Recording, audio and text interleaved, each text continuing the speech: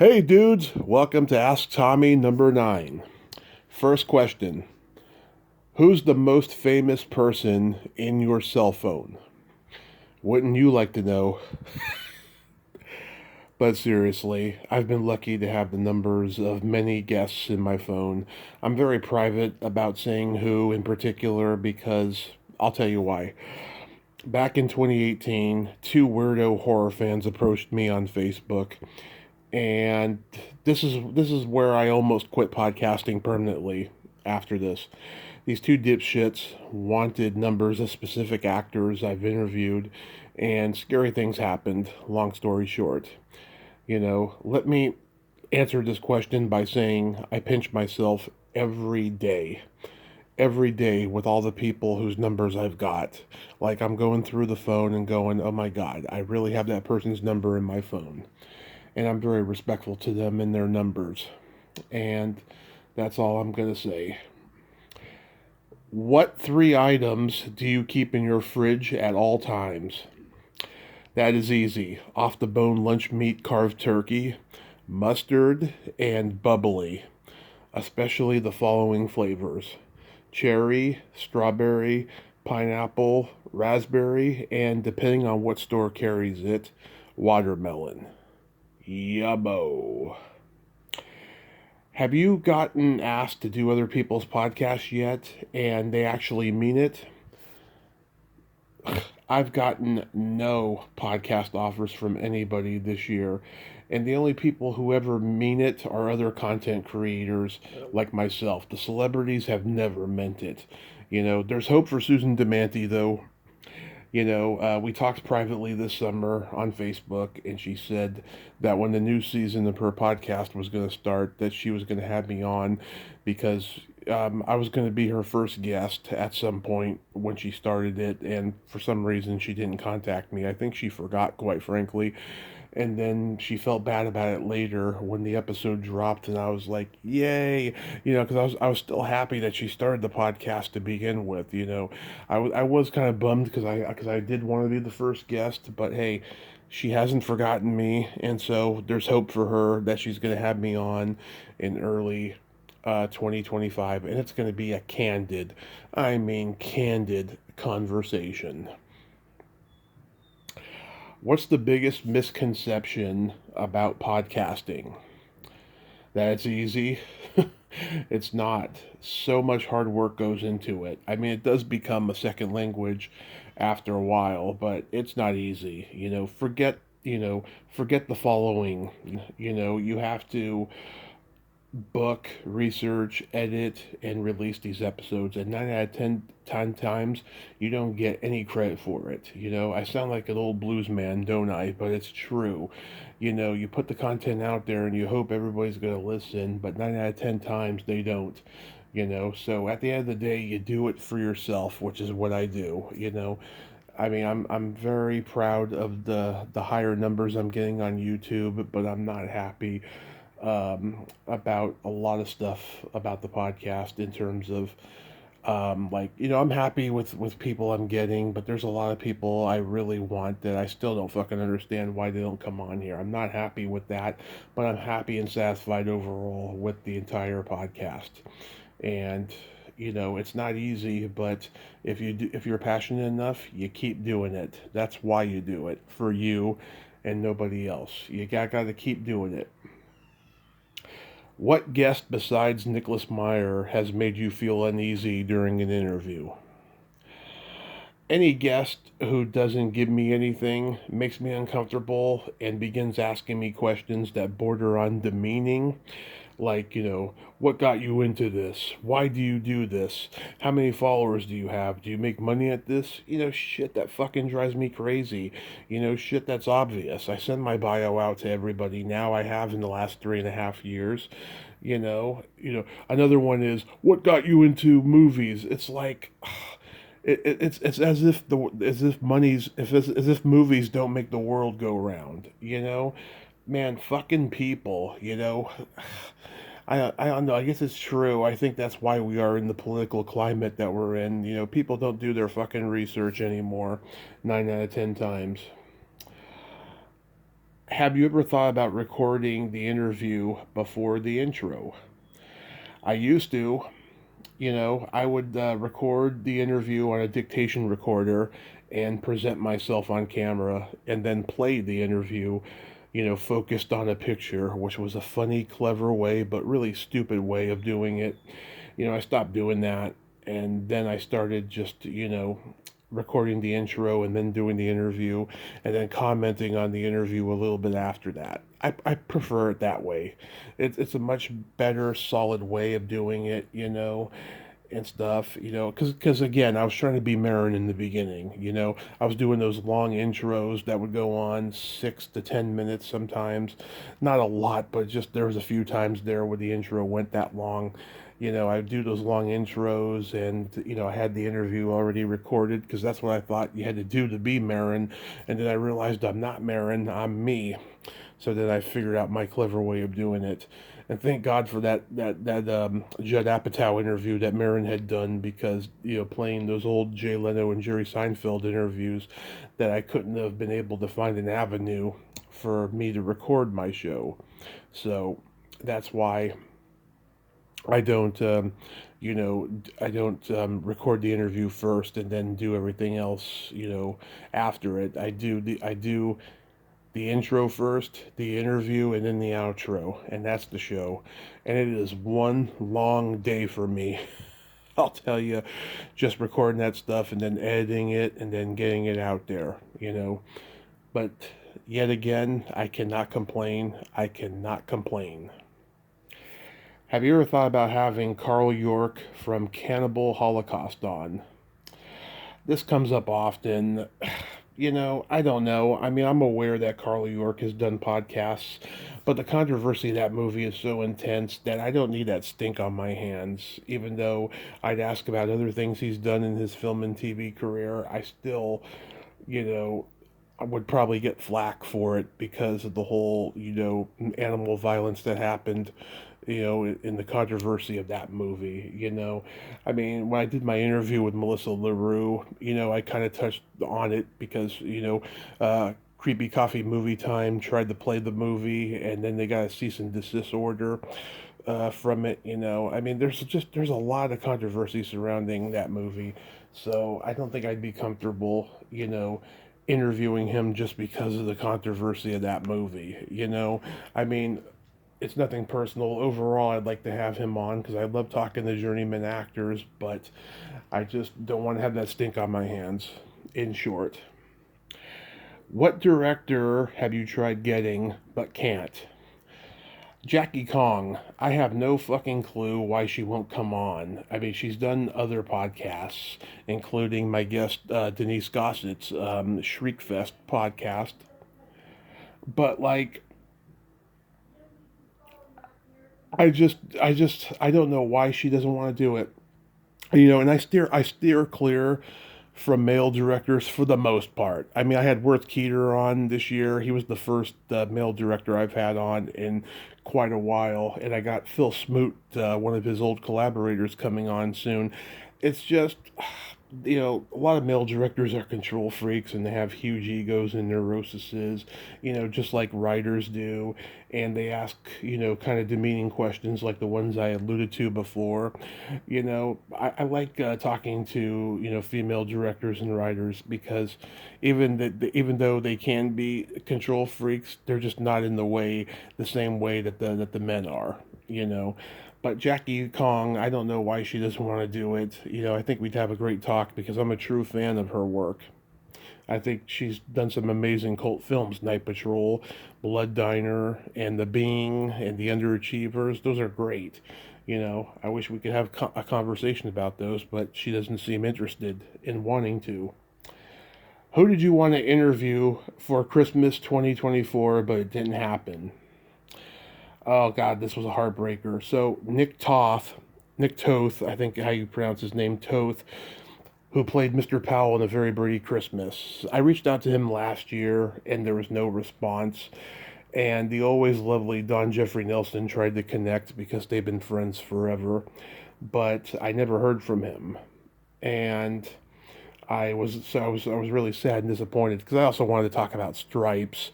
He was also one of the Russian guards with Joe Flaherty in Stripes, and they were both very funny in that. But I never heard from him. Maybe next year I can get him. I will say though, I was insulted and demeaned by a horrendous person I tried to get on here. This woman's been around since the late 60s. She's been a glorified extra in lots of things, and you know me, I love the little actors more than I love the big stars. And she just was completely rude to me in email, and I had sent her a DM on Facebook, before I sent her the email, and she blocked me on there, and I didn't know it until long after this email confrontation. And I'm just like, what the fuck? It's almost like she's bitter, or she thinks that she's better than me because she's been an extra in things, including she was involved in a Christmas project from the early 70s. I can't for the life of me remember it offhand because I was so insulted by the way she treated me that I couldn't believe that happened. There's so many bitter people in this business, and some of them are willing to put that aside and talk to me because I love their work. And then there's people like her that just don't want to talk to me because she's a bad person or whatever. So, yep, there you have it. But I love my 2024 Christmas interviews that I got. I got a really interesting, eclectic bunch this year, and I didn't expect it to happen because I felt like I ran out of so many people because of the previous years I've talked to so many people from Christmas stuff. But this year really surprised me. Do you watch documentaries? If so, what are your favorites?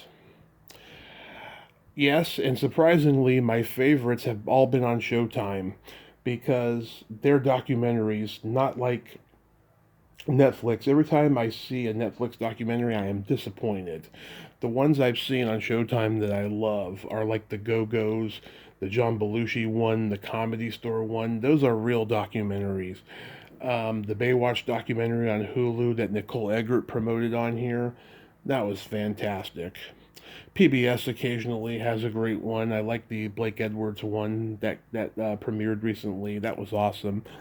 I tried to get Jennifer to come back on a third time to talk about it. I don't even think she read my message because of the damn encryption that's been going on since the year began. I hope to God that Meta finally gets rid of that encryption or does it in a better way because I'm not able to call people on Facebook Messenger that much anymore, only Instagram, or I have to talk to them over the phone and stuff.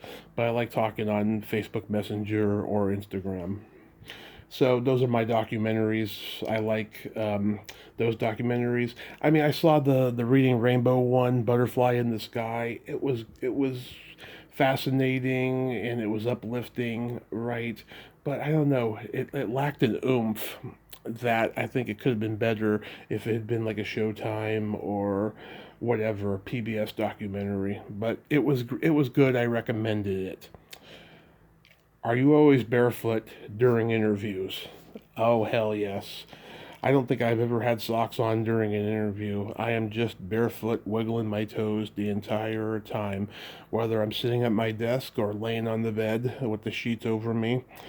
I wiggle my toes, and I'm always barefoot during interviews. Do you have more guy friends or girlfriends? Definitely more women. I'm not a bro type, though I tried to be one for most of my life. But then once I realized on how much of uncomfortable I was trying to be a bro, I just completely dropped that. The alpha dickhead energy just isn't my thing. I like hanging out with the girls, and being body and just being myself, really. I mean, my buddy Joseph Rudy Lloyd, who I finally had on the podcast this year, he's like my only close guy friend that I have these days. I've had other ones in the past who unfortunately turned on me, but Rudy, he's the one who's here to stay, and I just friggin' love him. I love him to death, and we're gonna record another one because we both left out stories last time that we didn't get to tell on the first podcast that we recorded. Are you going to do more nerd outs in 2025? Oh hell yes, I'm loving the nerd outs. I'm glad I started doing these last year. You know, I I had a great nerd out with Carney Wilson. I'm seriously considering doing these nerd outs with A-list people whose careers and lives are well documented. I'm talking about people who are like real A-listy, because I want to find out, what their influences and passions were from childhood, what made them the performers that they are today by watching and listening to what. And I wish I got more feedback from Carney's closest friends and family about the interview. I'm friends with a lot of them on Facebook, but like I don't know how any of them thought about the interview or they even listened to it. But all I know is it was one of the best of the year, and I'm totally grateful for it. And I love having my frequent regulars coming back on and nerding out with them, and I'm really excited to be nerding out with more in 2025, and it's going to be a toe curling year for the nerd outs. I can promise a lot of you that. Have you ever paid a guest? Nope, never have. Even when I hear back from somebody who says they want to be paid before the interview, I always say to them, I'm sorry, I can only pay you in compliments. And that line never goes well. They don't laugh, and I still think it's funny. I wish people would actually tell me it's funny instead of me just thinking that it is, because I know it is. It's a hilarious line. I can only pay you in compliments, but they really want me to fork over dough. But I don't monetize this podcast. I do it for my love of film, television, music from childhood. It's as simple as that. Did you have a guest this year that truly surprised you in terms of how great the interview went? Oh, yes. Carney Wilson that I just mentioned and Nicole Eggert. They both surprised the shit out of me because they're both oversaturated A-list stars who do tons of interviews, and I've seen them. And Nicole is more or less the same in every interview, and she's exactly who she is. She's fun, congenial, and awesome, game for anything. Carney is too, but I've also seen Carney be pretty reserved, talking to people in interviews too. And I thank God I got the fun Carney for our interview. And those two interviews, I expected them to not go well because there's a lot of icons I've interviewed where I don't think it went well. We don't need to mention any names, but I am so blessed that my interviews with Nicole Eggert and Carney Wilson went as well as they did this year. It is just a blessing that I cannot stress enough. Who do you want to interview in 2025 for milestone anniversary episodes? I'd love to have on, people from The Last Dragon, Tomboy, Rollerball. I've never had anybody from Rollerball on. I hope I can get somebody. There's like two stuntmen I'm aware of that are still on the internet, still alive, that I can get. Bronco Billy, Trilogy of Terror, MASH. Some of those movies I've talked to people from, and some of them I haven't. Like I haven't talked to anybody from Trilogy of Terror and Rollerball. The others I have, but hopefully. Oh wait, did I interview somebody from MASH before? The TV show. I've interviewed lots of people from the TV show, but the movie, no. I'd like to get somebody from the movie. I'd also love people from The Long Riders. I don't think I've talked to anybody from that. If I have, I probably forgot. Back to the Future, which is my favorite movie of all time. I've talked to several people from that. Explorers, etc. I am confident I will accomplish this in 2025. God, there's a lot of people who are in milestone anniversary movies from 1985, 1980, 75 that I'd like to have on that I haven't before. And I can assure a lot of you people out there that 2025 is going to be a great year, and you're all going to be happy. This is going to be probably the best year of Splat from the Past has ever had. Now, I'd like to end this Ask Tommy number 9 by saying, have a Merry Christmas, a Happy New Year, and I will see you soon. This Friday, to be exact. when I have Stephanie Hodge come back on for, I think, the 10th time, and we're going to have a deep, insightful conversation. Later, dudes!